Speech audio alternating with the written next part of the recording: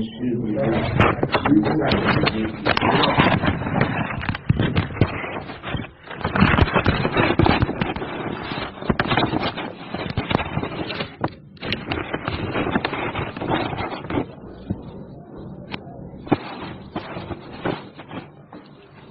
alors, cette affaire avait été mise en délibéré le 25 mai 2021, délibéré prolongé le 22 juin 2021. À cette date, nous avons reçu de Madame le Président de la Cour d'appel du Centre pour de requête en accusation contre le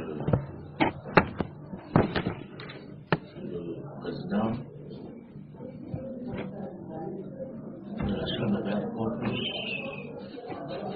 contre ma personne. Alors, c'est conformément aux dispositions légales que le délibéré a été rabattu et la Cour devra envoyer au 13 juillet 2021 pour attendre que le juge de l'accusation, qui est Madame le Président de la Cour d'Afghanistan, puisse statuer sur votre requête. Ce matin, j'ai été notifié de la décision rendue. Je crois que vous-même avez été notifié. Je dois dire que j'ai eu la désagréable nouvelle, en effet, à travers la notification regrettable que j'ai reçue, de découvrir que la requête avait été rejetée une fois de plus. Je dirais un énième déni de justice. Mais au fond de la forme, je peux vous dire que ça doit être une chose.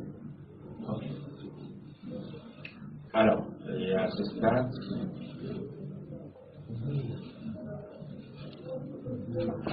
nous avons reçu de la part de M. de votre avocat, qui a présenté à ce moyen de défense la récusation verbale. Si j'ai eu à renvoyer, c'est parce que au regard des tests, la récusation est une procédure récuse. Ah bon? Elle n'est pas verbale. Voilà. Vous permettez, monsieur? Oui.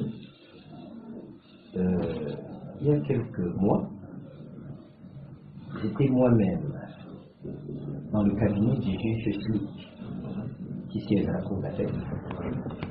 Et il se trouve que, je ne sais pas s'il faut dire un heureux hasard, je ne sais pas, mais il se trouve que vous étiez à l'époque avocat général. Oui. Et que la procédure, en effet, il avait été rappelé par la défense, qui déjà à l'époque était constituée par, entre autres, Maître Béni, ici présent, et Maître Tény. Oui. J'avais été rappelé au président Schlick que l'avocat général, n'ayant pas rendu par écrit de mémoire qui était attendu de lui, il n'était pas possible que la Cour se prononce en tenant compte des réquisitions verbales qu'il avait faites. Et il me souvient que le juge Schlick, lui, dans la jurisprudence qu'il a rendue, qui concernait le président élu Maurice Salto, professeur Fauguet, feu Christian Pénaï-Coca, j'ai un pincement par le Boxolan, pour les raisons que vous pouvez comprendre. La jurisprudence qui a été rendue, c'est qu'au Cameroun, devant la cour d'appel, je dis c'était devant nous, c'était devant le cabinet du juge Schlick, au moment où cette décision a été rendue, le juge Schlick a statué sur ce que vous aviez présenté verbalement, alors que vos écrits dans les délais n'étaient pas pareils.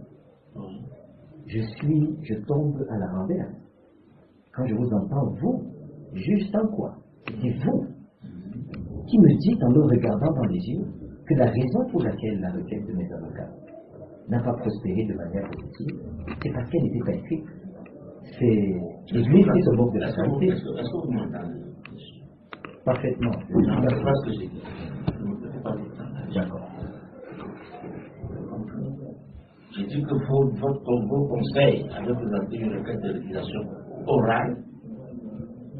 J'ai renvoyé, j'ai même mis l'affaire en délibéré, parce que la procédure de régulation est écrite.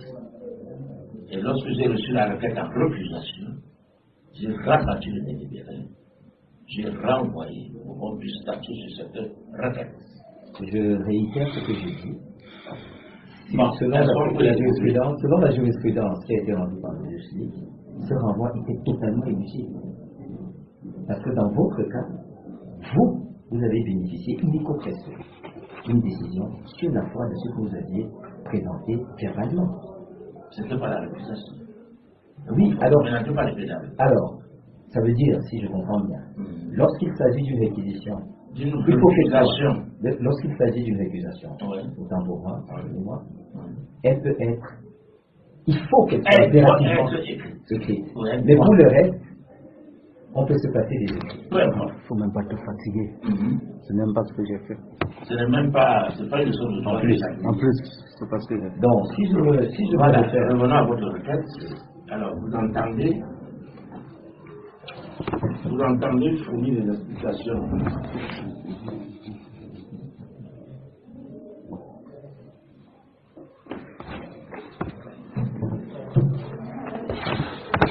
Vous entendez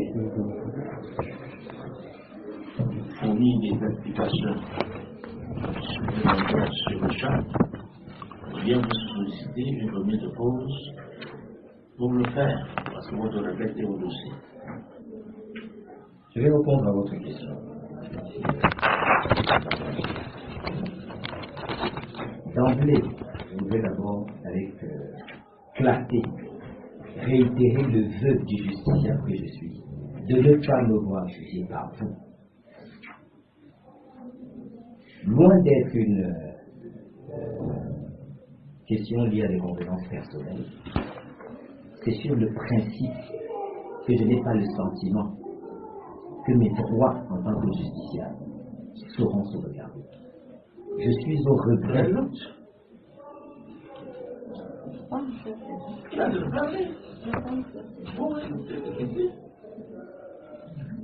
Je suis au regret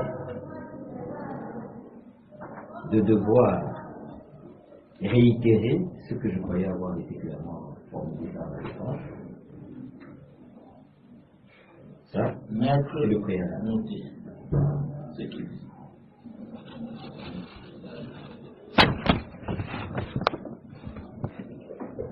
Ayant élagué ce préalable,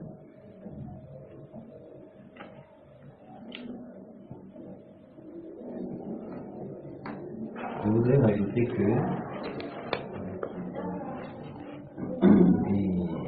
c'est le cœur lourd, c'est le cœur vraiment lourd. Je voudrais rajouter que je m'interroge.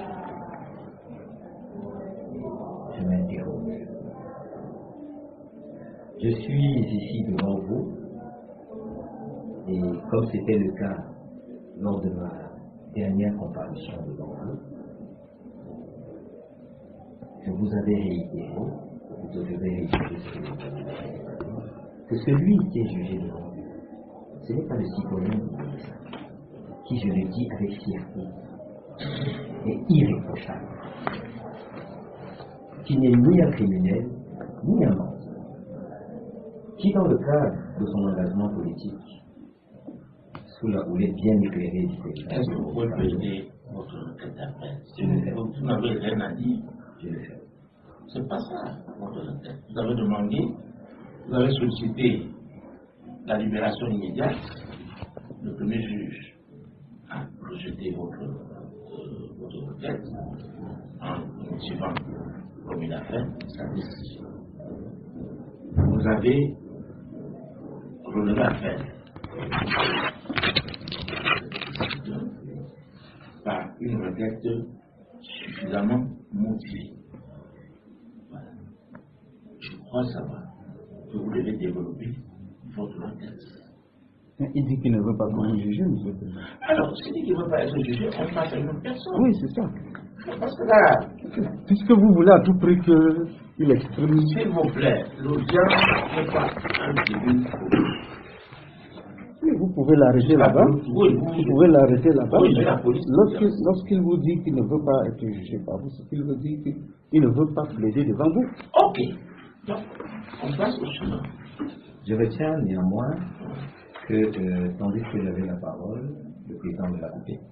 Je suis donc privé de m'exprimer, y compris devant la justice. Oui. Ma liberté d'expression qui, dans le cadre civil, est amplement violée et bafouée par l'autre Retenons aussi que le président a dit, et me coupe. s'il vous plaît, Donc je n'ai pas de liberté d'expression, y compris devant le juge. s'il vous devant plaît, lequel je ne peux pas me Monsieur faire. Bibou, retenons aussi que le président a dit que cette audience n'est pas un tribunal politique. Le président ne peut pas l'avoir dit sans écouter ce que j'avais à dire, parce qu'il m'a coupé dans le fil de J'ai le droit.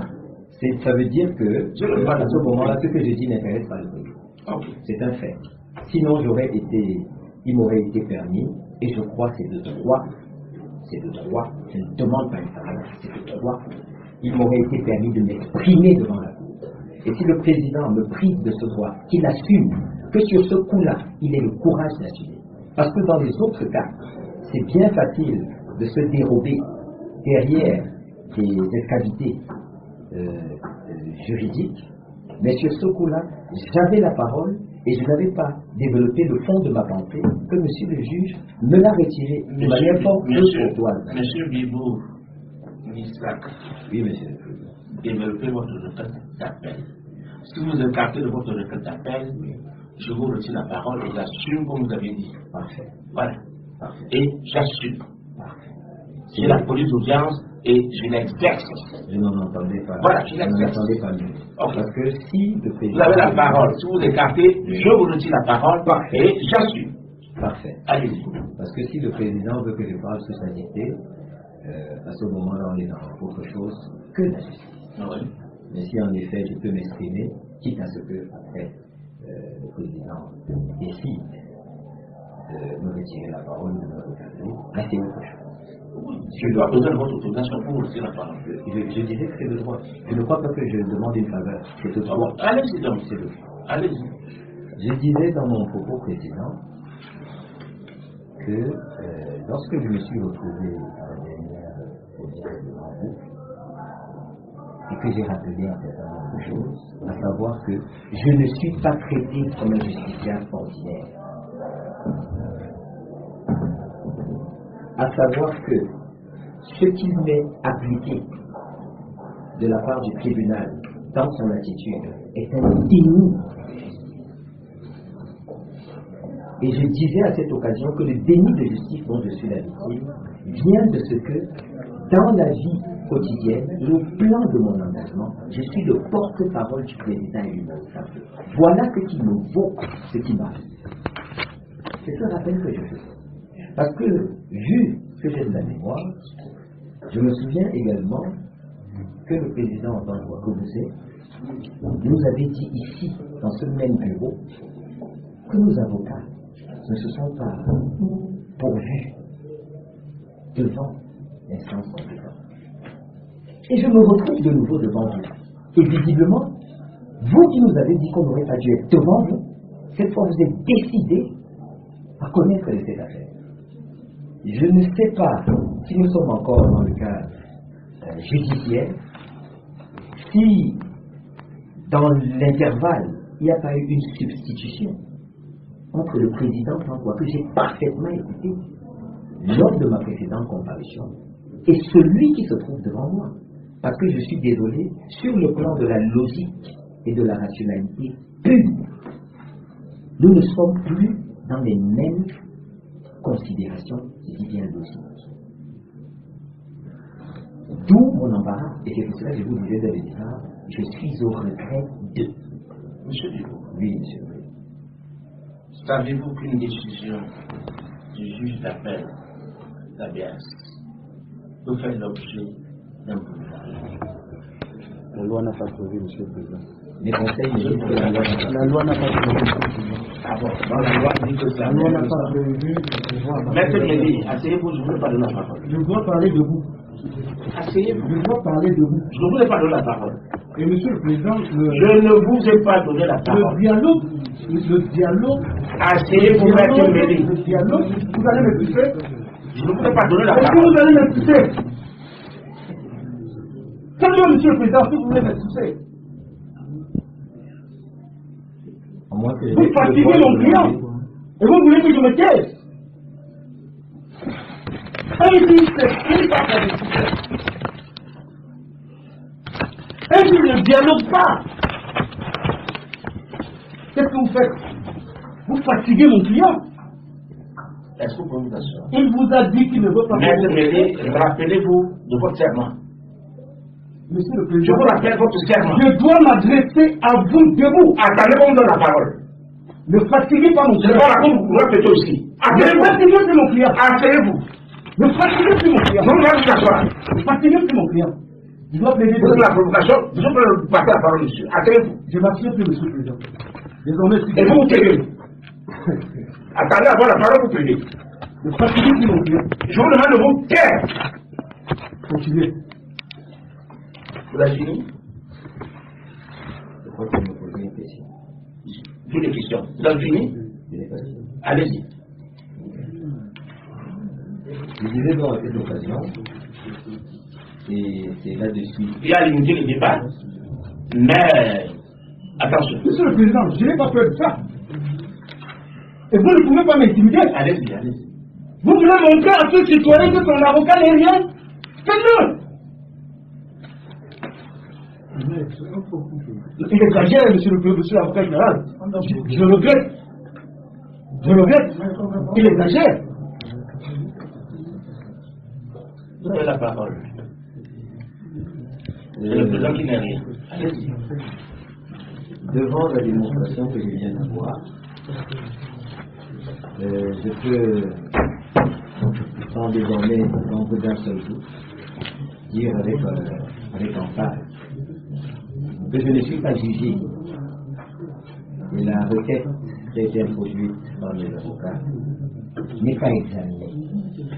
On fait peut-être autre chose dans cette matière et dans cette affaire, mais certainement pas rendre justice. Je décide donc de me taire dorénavant pour ne pas être le complice de ce qui s'apparente à une parodie et qui, moi, ne m'amuse pas de la position qui est la mienne. Ok. Monsieur Fouguet, c'est donc Alain. Présent.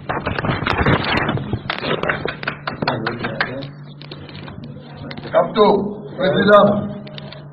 Pourquoi je fais appel? Devant qui je fais appel? Devant ce que nous venons de dire, comment voulez-vous que le justiciable ou le juge se sente en sécurité entre vos mains? Je ne dis pas devant votre cour, mais entre vos mains. Parce que vous avez la démonstration claire que nous sommes entre vos mains. Vous pouvez nous blâmer, vous pouvez vous malmener et vous dites qu'on fait des débats politiques. Moi, je suis un otage politique, monsieur le président. Je suis un otage, c'est par courtoisie que je vous appelle président. Il y a un minimum de substrat républicain qui est resté en moi, malgré toute la torture, malgré toutes les injustices. Autrement, je ne vous aurais pas appelé monsieur le président. Je suis un otage politique. Un homme bien a volé une élection devant vous. Vous avez été tous témoins. Tous témoins. Il ne sert à rien d'être hypocrite. Vous avez été tous témoins. Je suis devant vous pour avoir fait quoi? Pour avoir demandé qu'on arrête de tuer les anglophones dans le nord et le sud-ouest. Pour avoir demandé qu'on réforme le système électoral. Pour avoir demandé que M. Ngongo rende compte des 3 000 milliards de la canne. Je suis devant vous. Vous m'offrez vos muscles. Nous sommes déjà écrasés. Quand on est en prison, on ne peut pas nous mettre plus bas. Nous, on est en prison. On a été humiliés. On a eu toutes les humiliations avec le cadeau.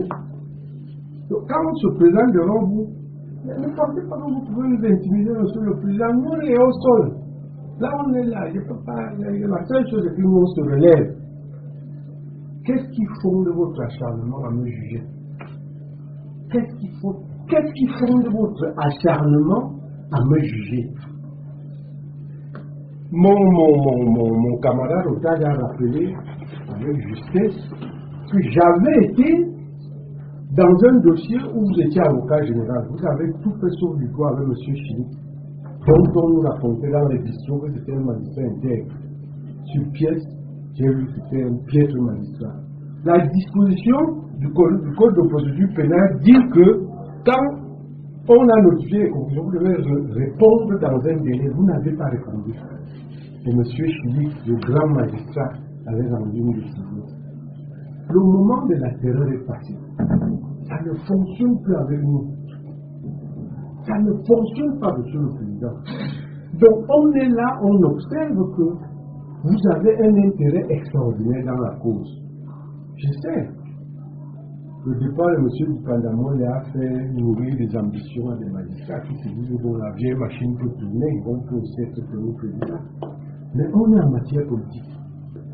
Vous ne pouvez pas tout changer ça du logiciel. Nous sommes des otages. Et vous êtes membre d'un gang qui nous séquestre pour rien. On est séquestré pour rien. Vous le savez. Vous allez à l'église dimanche. Il y en a qui vont à la mosquée. Quand vous priez Dieu, monsieur le président, monsieur l'avocat et autres, vous savez que vous nous détenez pour rien. Vous nous détenez pour faire tout ça. C'est un vieil homme, sénile, qui tient en otage 30 millions d'habitants, dont vous-même, l'avenir de vos enfants. Donc, moi je voudrais que vous reveniez à des meilleurs sentiments, monsieur le président. On a dit que nous ne souhaitons pas, je ne souhaite pas me faire juger par vous, parce que vous êtes un de mes adversaires. Je voudrais que madame le grève note bien. Vous êtes mon adversaire politique. Autant que vous êtes ici, je voudrais que ce soit noté et souligné. Monsieur l'avocat général, son substitut, vous-même, vous êtes mes adversaires politiques. Vous soutenez un dictateur qui a volé l'élection et qui croit qu'il peut me terroriser en m'amenant chez vous, comme on dit en prison, pour qu'on me masse. Vous ne pouvez pas me masser. Même 100 ans en prison, je ferai face à ce dictateur ainsi qu'à ses instruments de répression. Donc je ne souhaite pas me faire juger par vous. Et on dit cela. Je laisse chacun de vous à sa conscience, vous en avez une. Vous êtes les petites mains de la dictature. Sans les petites mains de la dictature, il n'y a pas de dictature. Sans les petits policiers, les magistrats qui tordent le cou aux gens. Jusqu'aux prostituées. Oui. Sans eux, il n'y a pas de dictature. Monsieur l'avocat, monsieur le président, j'ai été au CER. Ce que j'ai vu au CER, c'est honteux. J'aurais terminé. J'aurais fait ça. Vous l'avez dit. Vous l'avez dit. Oui. Maître. Mais il me demande de me calmer, monsieur. C'est quoi, c'est les menaces que vous faites? Moi. Non. Écoutez-moi. Vous manquez de respect à nos avocats. Si vous avez dit non, on arrête tout. Vous avez dit quoi ça? Vous manquez de respect à mes avocats. Quelle est la sérénité que vous voulez que j'ai quand vous manquez de respect à mes avocats? Vous avez dit ceci. Et vous dites que je suis nerveux? Oui. Ah bon. Et c'est faux? Ça se voit. Vous êtes très nerveux. Vous mettez trop les organes sur la feuille, comme on dit en prison. Enlevez les organes et jugez-nous pour la quitter nous. Il ne faut pas extrapoler. Calmez-vous. Vous avez déclaré que vous ne pouvez pas vous faire juger par moi. J'estime que c'est essentiel. Et pourquoi? C'est ça qui vous énerve, monsieur le président. Qui est énervé? Vous êtes très énervé. Ah bon, vous avez donc un appareil pour mesurer. Je le vois. Ok. Monsieur Pomo, vous m'assistez. Ok, très bien.